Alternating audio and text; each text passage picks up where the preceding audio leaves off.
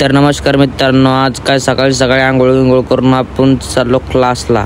तुम्हाला तर माहितीच असताना आपला क्लासहून आपल्याला लागतं आहे नदीच्यावरून, इंद्रायणी नदीच्यावरून. तर मग काय आपण डायरेक्ट इंद्रायणी नदीच्या जवळ आलो.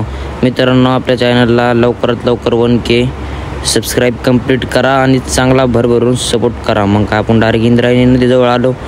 बघू शकता तुम्ही वातावरण कसलं इथलं गार. मग काय पाण्याचा मोसम होता. मग काय पाणी घेणे थांबेल होता, आज उघडेल होता. मग काय देवीची तयारी चालू, देवी बसवण्याकरता. बघू शकता तुम्ही कसं डेकोरेशन आहे. साईडनी पण मस्त होतं. इथं पण एक देवी बसत होती समोर आल्यावर. मग काय आपण डायरेक्ट क्लास घेत सुटला ना. मग आपण आलो डायरेक्ट आता ज्ञानेश्वर महाराज मंदिराकडे चाललो.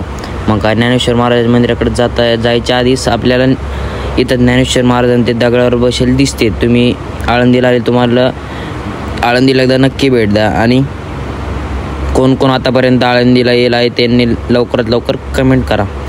मग आपण डायरेक्ट मंदिराच्या दिशेने चाललो.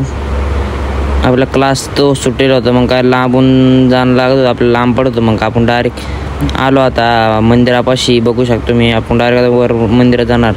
मग आपण आता डायरेक्ट जाऊ इंद्रायणी नदीकडं. मग काय साईडनी आता काय पाणी चालू झालेलं होतं डबल बुरबुर. मग काय आपण डायरेक्ट आलो इंद्रायणी नदीजवळ. मरणाची पब्लिक जमा होईल होती फोटो काढण्यासाठी, बघू शकता तुम्ही. मग हे इथं पण इथपर्यंत लाईन लागलेली होती दर्शनाची. मग काय आता डायरेक्ट आपण जवळ जाऊन बघूया पाणी किती लांब आलं. इथं काय आपली विठ्ठल रुक्माईची मूर्त ठेवली होती फोटो काढण्यासाठी, बघू शकता तुम्ही इथं आले की तुम्हाला पण दिसेल फोटो कसे काढते. तर मग काय इथं फोटो शूटिंग चालू होती. आपण काय मदत नाही पडलो. आपण मग काय डायरेक्ट कल्टी गेल्या. मग काय आळंदी मंदिराच्या बाहेर आले की मग लगेच इथं आळंदी म्हणून एक तुळशी इंद्रायणी आहे मोठी लट.